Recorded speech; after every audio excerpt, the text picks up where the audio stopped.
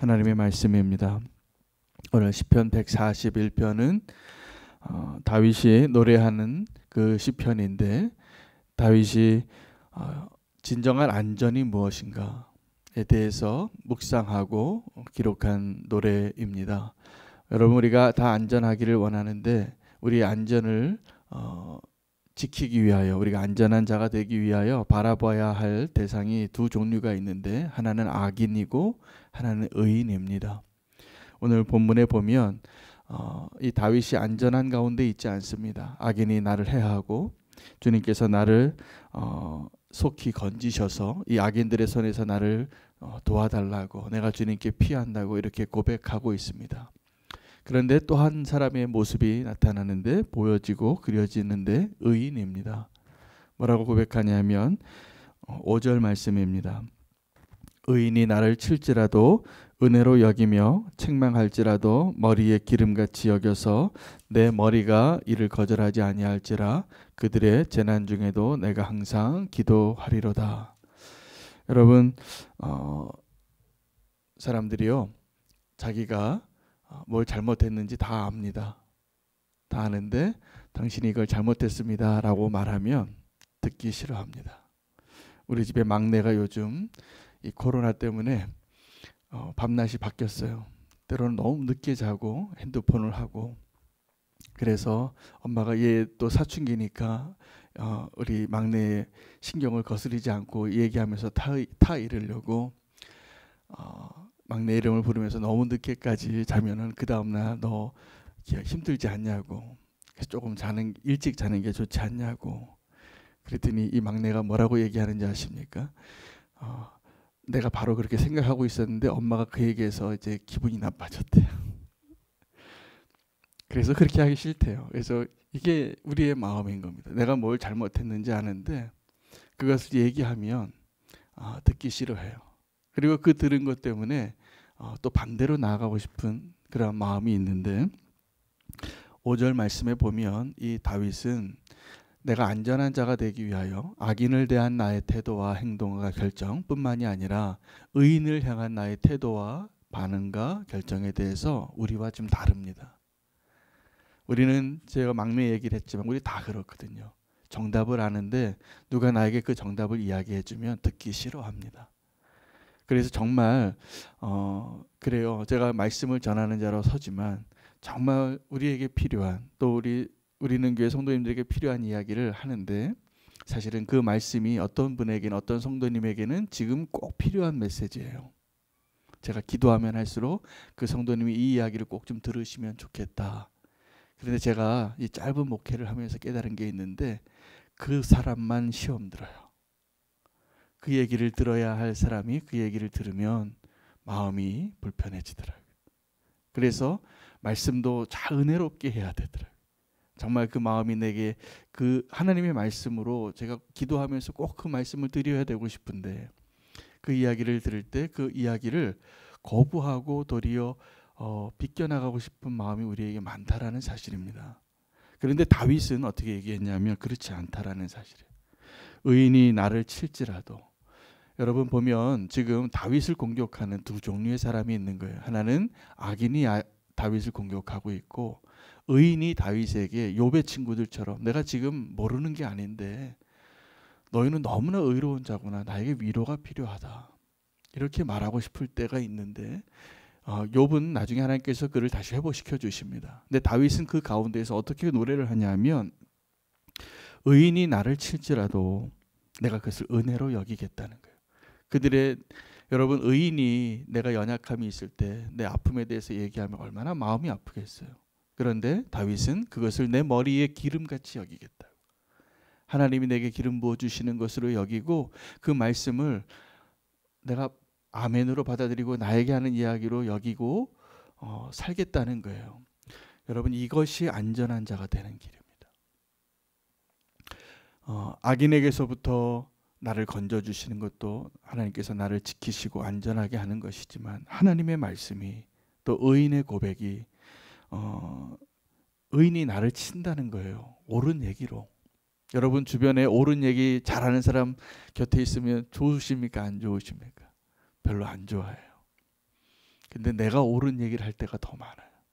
누군가에게는 내가 지금 옳은 얘기를 하고 정답을 얘기하고 당신이 고쳐져야 된다라고 얘기할 때가 많다라는 사실입니다.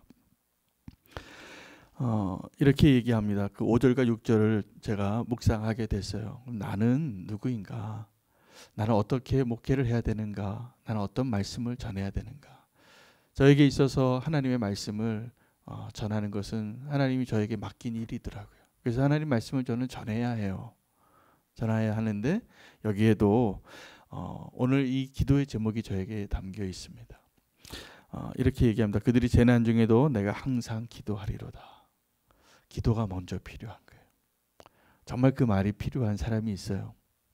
지금 잘못된 길로 가고 있고 지금 꼭 들어야 될 이야기를 듣고 싶어 하지 아니하고, 근데 우리에게 먼저 필요한 것이 기도입니다. 기도하고 사랑으로 대할 수 있게 되기를 축복합니다. 6절 말씀에 보면 그들의 재판관들이 바위 곁에 내려 던져졌도다. 내 말이 닮으로 그들이 들으리로다.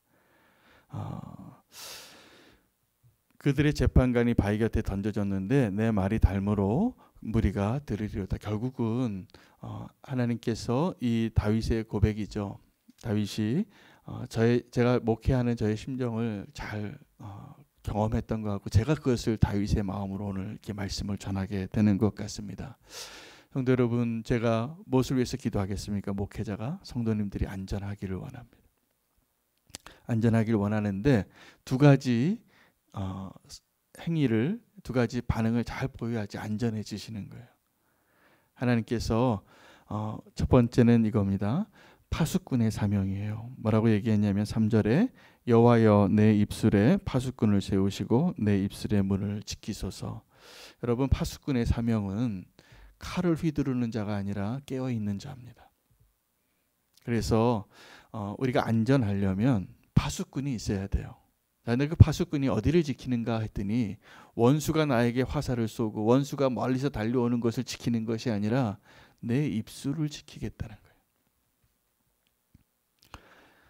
원수가 딴 데 있지 않은 겁니다. 우리가 안전해질 수 있는 길은 내가 무슨 말을 하는가를 내가 스스로 지키고, 그리고 욥이 그랬거든요. 자기의 눈을 지키겠다는 거예요. 내가 처녀에게 주목하랴. 여러분, 남자들이 눈으로 보는 거에 굉장히 약합니다. 그래서 욥은 자기 눈에다 파수꾼을 세운 거예요. 자기 입술에도 파수꾼을 세우고. 여러분, 그것이 저와 여러분이 안전해지는 길입니다. 내 안에 죄인이 있어요. 내 안에 상황과 여건만 되면 죄를 짓고 싶은 욕망이 다 누구에게 있는 자이기 때문에 어떠한 욕심에서라도 여러분 오늘 이 자리에 파수꾼을 세우는 자리가 되시기를 축복합니다. 파수꾼을 세우셔서 나를 지키시길 바랍니다. 그리고 그 원수가 성 밖에 있는 게 아니라 성 안에 있다라는 사실도 기억하시기 바랍니다.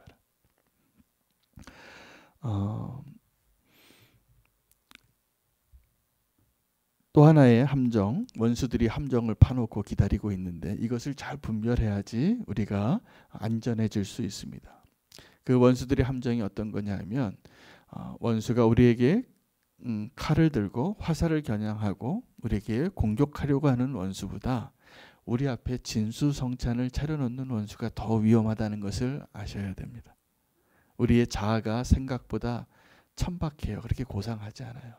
그래서 남이 박수 쳐주고 진수성찬을 차려놓으면 좋은 거예요. 이것처럼 위험한 게 없습니다. 특별히 하나님의 사람들, 또 우리가 주의 백성으로 살아갈 때 원수의 진수성찬에 미혹되지 않기를 축복합니다. 발람의 길이라는 게 있습니다. 발람의 길이 어떤 것이냐면 우상숭배하고 결국은 또 음행을 행하게 한 죄의 길이에요. 근데 이 발람이라는 사람이 하나님의 선지자가 아님에도 불구하고 그를 통하여 하나님의 백성을 저주하도록 발락에게 요청을 받자 하나님께서 그를 하나님의 선지자같이 사용하세요. 그래서 발람은 결국 그들의 요구처럼 이스라엘을 저주한 것이 아니라 이스라엘을 축복합니다. 근데 그 이스라엘 축복한 것으로 끝난 것이 아니라 발람의 길은 그 발람 안에 일어났던 그 죄악으로 행하고 싶은 저와 여러분이 동일하게 가지고 있는 그 욕심과 유혹의 길이 있다라는 사실. 그래서 그 발람의 길로 가지 말라라고 신약 성경에 다시 말하고 있는 거예요. 우리 안에 그 발람의 길로 가는 것이 위험한 것입니다. 여러분, 안전한 자가 되는 길은 악인을 향하여 의인을 향하여 어떻게 대응하는 것과 동일하게 내 안에 있는 발람의 길을 조심하셔야 됩니다. 내가 욕심에 이끌리는 거예요. 하나님께서 그 발람에게 뭐라고 얘기하냐면 너는 그들과 함께 먹지도 말고 내려가지도 말라. 그를 부르러 왔거든요.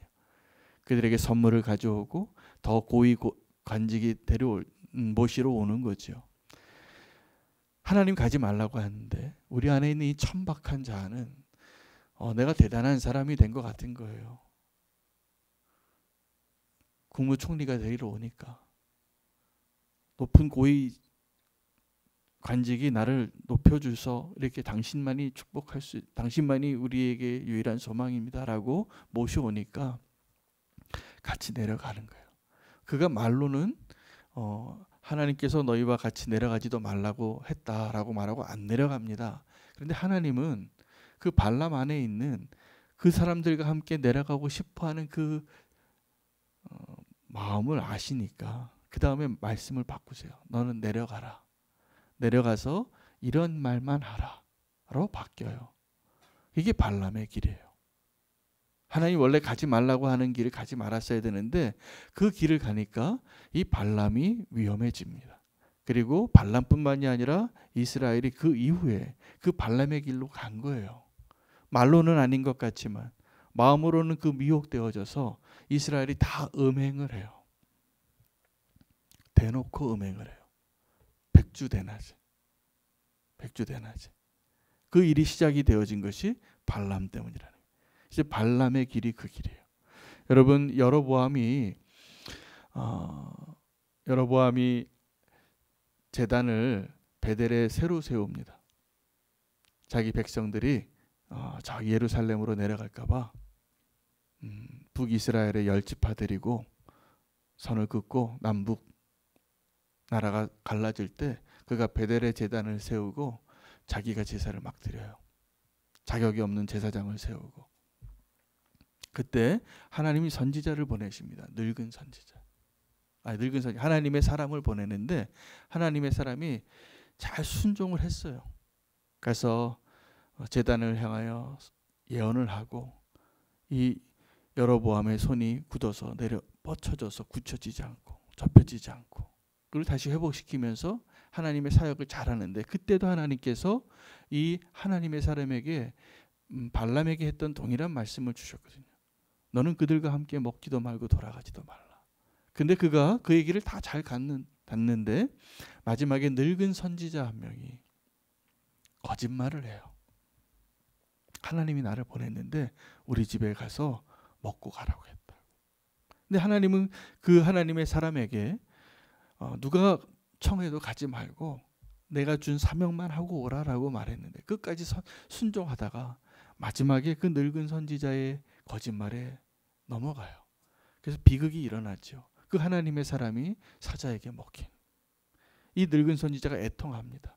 자기 아들을 보내서 그 선지자를 수습하고 내가 죽거든 같이 묻어달라. 그가 잘못한 걸 그제 깨달은 거예요. 여러분, 우리가 하나님 우리에게 주신 그 길을 끝까지 온전히 가는 길이 안전한 겁니다.